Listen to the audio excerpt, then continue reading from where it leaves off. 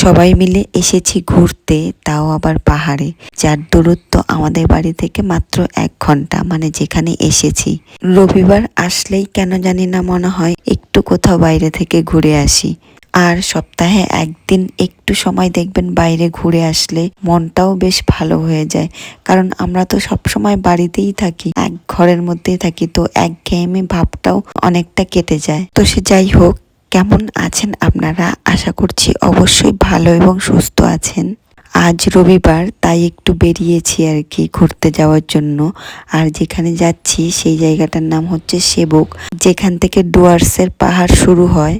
আর রাস্তাটা একবার দেখুন কত সুন্দর লাগছে, দুপাশে একদম বড় বড় গাছ, আর মাঝখান দিয়ে আঁকাবাঁকা পথ ধরে চলছে বিভিন্ন ধরনের গাড়ি। আর পাহাড় প্রেমীদের কাছে এই পথ ধরে চলাটা যেন ঠিক সেই গানটার মতো।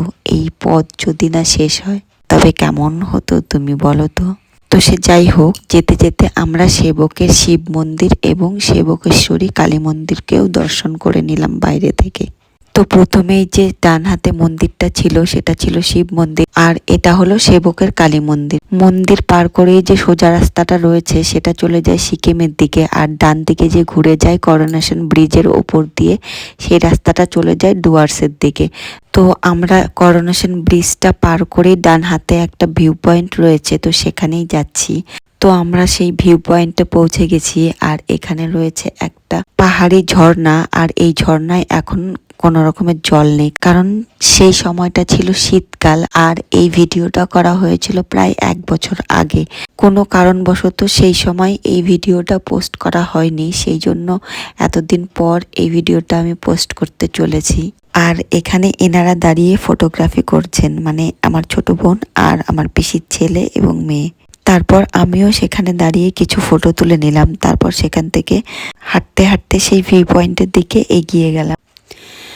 আর সেখানে গিয়ে দেখি যে কেউ নানা রকমের পোজ দিয়ে ফটো তুলছে, আবার কেউ গান চালিয়ে দিয়ে সেই গানে রিলস বানাচ্ছে, আবার কেউ শান্ত মনে চুপচাপ হয়ে বসে রয়েছে।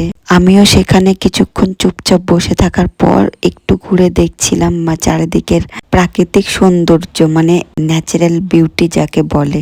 একদিকে পাহাড় আর একদিক দিয়ে বয়ে চলছে তিস্তা নদীর জল, সে এক অপূর্ব সৌন্দর্য।